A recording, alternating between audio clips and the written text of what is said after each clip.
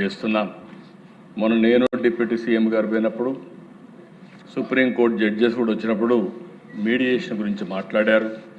మేము కూడా వారితో మాట్లాడిన తర్వాత ఆ మీటింగ్లో కూడా నేను అనౌన్స్ చేశాను. దేశంలో ఫస్ట్ టైం మీడియేషన్ కోసం సక్సెస్ఫుల్ మీడియేషన్ అంటే 10,000, అదే మాదిరిగా అన్సక్సెస్ఫుల్ మీడియేషన్ 3,000 రూపాయలు ఆండ్రోరం ఇచ్చే ఏర్పాటు చేసిన ఏకైక ప్రభుత్వం ఆంధ్రప్రదేశ్ ప్రభుత్వం అని చెప్పి కూడా నేను మీకు తెలియజేస్తున్నాను. నాకు ఎప్పుడు కూడా ఒకటే ఆలోచన, ఏది కూడా లిటిగేషన్తో ఏది సాధించలేం, కానీ కన్సెన్సస్ ఉండాలి, డిస్కషన్ ఉండాలి, మీడియేషన్ ఉండాలి. అది కుటుంబానికి కానీ సమాజానికి కానీ మంచి జరిగే పనులన్నీ కూడా ఈ మీడియేషన్తో పూర్తి చేయాలని చెప్పేది ఉద్దేశం. ఇంకో పక్కన దిశ నాలా యాక్ట్. చాలామంది అన్నారు ఏదో డబ్బులు వస్తుంది దీన్ని తీసేస్తున్నారంటే అభివృద్ధికి అవరోధం కలిగిస్తుంది కాబట్టి నాలా చట్టాన్ని తీసేసి పూర్తిగా అభివృద్ధికి నాంది పలికాం, అవినీతికి కట్టడి చేశామని చెప్పి కూడా నేను మీకు తెలియజేస్తున్నా.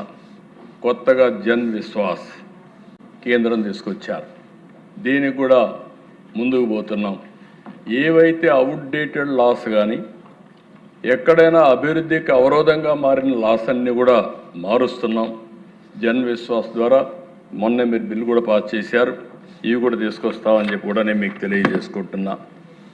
ఇంకొక పక్కన దిశ ఈరోజు నేను మనస్ఫూర్తిగా ఇక్కడే అందరిని అభినందిస్తూ, డిప్యూటీ సీఎం గారు చాలా ఎఫెక్టివ్గా మీరు చూసే దిశ, గత ప్రభుత్వం 5 ఏళ్ళు 884 కిలోమీటర్లు సీసీ రోడ్లు వేశారు, 239 కిలోమీటర్లు బీటీ రోడ్లు వేశారు. ఈరోజు పల్లె పండుగ 1-2లో 4,990 కిలోమీటర్ల సీసీ రోడ్లు 2,495 కోట్లతో నిర్మాణం చేశారు. అది కూడా 20 నెలల్లో. అంటే వాళ్ళు చేసిన పని కంటే దగ్గర 5 ఇంతలు 6 ఇంతలు 20 నెలల్లో చేయగలిగారంటే అది ప్రభుత్వ విధానం అని చెప్పి కూడా నేను మీకు తెలియజేసుకుంటున్నా. ఇంకొక పక్కన మీరు ఆలోచిస్తే దేశ ఇప్పటికే 14,954 గోశాల నిర్మాణం చేశాం. అది కాకుండా 157 కమ్యూనిటీ పశువుల షెడ్లు నిర్మాణం చేసే పరిస్థితికి వచ్చాం. కొత్తగా మ్యాజిక్ డ్రైన్స్ తీసుకొచ్చారు. ఇది కానీ సక్సెస్ అయితే చాలా వరకు డ్రైనేజ్ సమస్య కూడా పరిష్కారం అవుతుంది.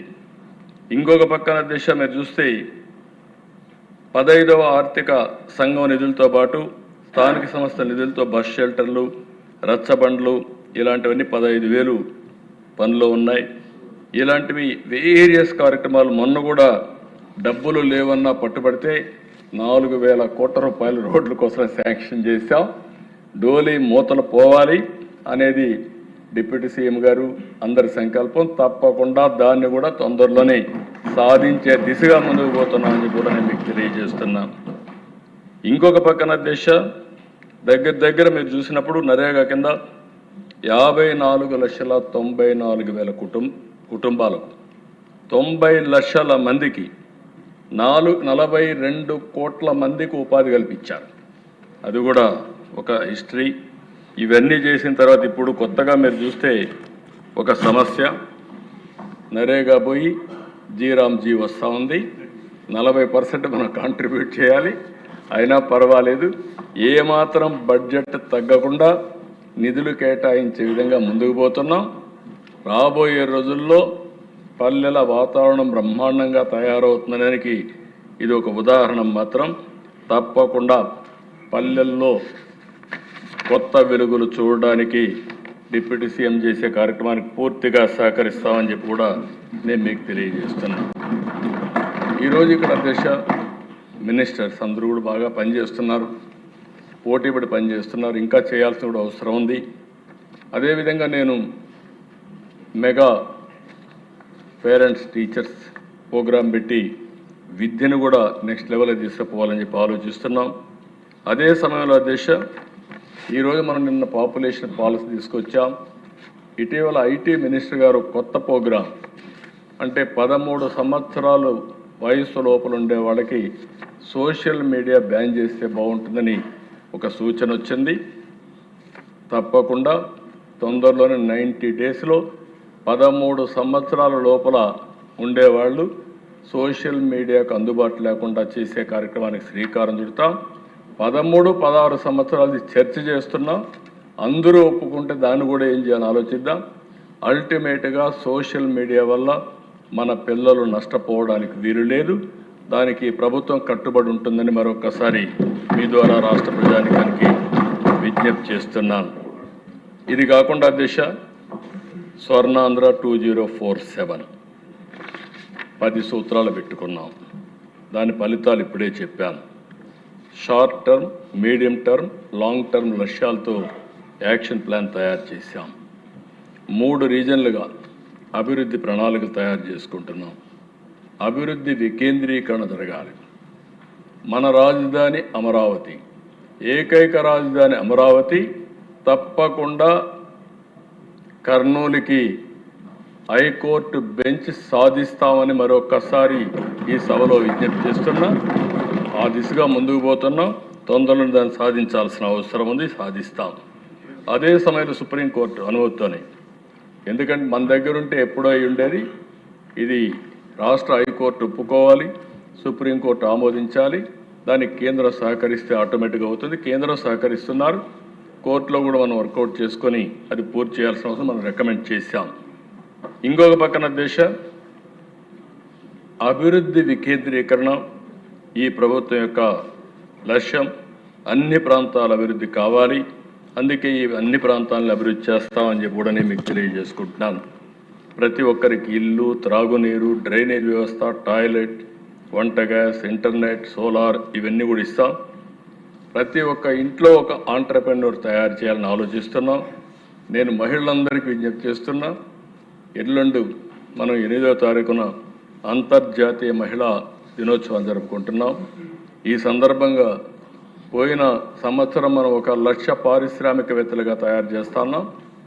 ఈరోజు 1,00,000 పారిశ్రామికవేత్తల్ని మహిళా సంఘాలు, మెప్మా సంఘాలు తయారు చేశాం. రాబోయే ఇంటర్నేషనల్ మహిళా దినోత్సవంలో 5 లక్షల మంది ఎంఎస్ఎంఈలుగా, పారిశ్రామికవేత్తలుగా తయారు చేసి సంకల్పం పెట్టుకుంటున్నాం. అది కూడా సాధిస్తామని చెప్పి నేను మీకు తెలియజేస్తున్నా. ఇంకో పక్కన ఈ ఉగాది కంటే ముందు 3 లక్షల గృహప్రవేశాలు చేస్తాం. దానికి కూడా శ్రీకారం చుట్టాం. ప్రతి ఒక్కరికి ఇల్లు ఇవ్వడం మన బాధ్యత. దానికి శ్రీకారం చుట్టాం. అది కూడా పూర్తి చేస్తాం. అల్టిమేట్గా దేశ నేను కొన్ని విషయాలు ఇక్కడుండే మనందరికీ కూడా చెప్పాల్సిన అవసరం ఉంది. మనం 2047 ఈ విజన్లో వెల్తీ, హెల్తీ, హ్యాపీ సొసైటీ, దీనికోసం మనం ముందుకు పోతున్నాం. ఒక మంచి సమాజ రూపకల్పన కోసం ముందుకు పోతున్నాం. అందరూ ఆరోగ్యం బాగుండాలని, నాణ్యమైనటువంటి జీవనాన్ని అందించాలని. అభివృద్ధి కేవలం సంపదే కాదు, అదే సమయంలో యువతకు విలువలు కూడా నేర్పించాలని, కుటుంబ విలువలు, మన సంస్కృతి సాంప్రదాయాలు మనం నేర్పించాలని నిన్ను కూడా మనం చర్చించుకున్నాం. అయితే ఈరోజు సంజీవని తీసుకొస్తున్నాం. యోగా మీరు ఒకసారి చూస్తే అధ్యక్ష 6 గంటలకు ఎవరు యోగా చేస్తారంటే, కాదు ప్రధానమంత్రి గారు వస్తామంటే చేస్తామని ఆఫర్ చేసి విశాఖపట్నంలో అధ్యక్ష నేను కూడా ఊహించలేదు. ఒక బ్రహ్మాండమైన ఈవెంట్, ప్రపంచం మొత్తం గుర్తించే విధంగా అవార్డ్స్, గిన్నీస్ రికార్డ్స్ వచ్చే విధంగా మన యోగా డే జరపగలిగా. నేను ఒకటే చెప్తున్నా, టెక్నాలజీ ఎంతున్నా, లేకపోతే నాలెడ్జ్ ఎంతున్నా, లేటెస్ట్ ఫార్మాస్యూటికల్స్ మనం వాడినా, అల్టిమేట్గా మన ఆరోగ్యాన్ని కాపాడుకోవాలంటే మన వారసత్వ సంపద యోగా, దీన్ని కూడా మనం అనుసంధానం చేసుకోవాల్సిన అవసరం ఉంది. హెల్త్లో యోగా, నేచురోపతి, అదే మరి మెడిటేషన్, ఇవన్నీ కూడా అనుసంధానం చేసి ప్రివెంటివ్, అదే మరిగా క్యూరేటివ్, అదే మరి ప్రిడిక్టివ్, ఇలాంటివన్నిటితో ముందుకు పోతాం. నిన్న కూడా మనం పాపులేషన్ పాలసీ గురించి మాట్లాడాం. సిజేరియన్ ఆపరేషన్ తగ్గించాలి. ఈ విధంగా మనం ఒక్కొక్క విషయాన్ని ఏ విధంగా చేయాలో మనం చేసే పరిస్థితిలో ఉండాలని కూడా మిమ్మల్ని కోరుకుంటున్నా. ఇంకో పక్క ZBNF కూడా వెళ్తున్నాం.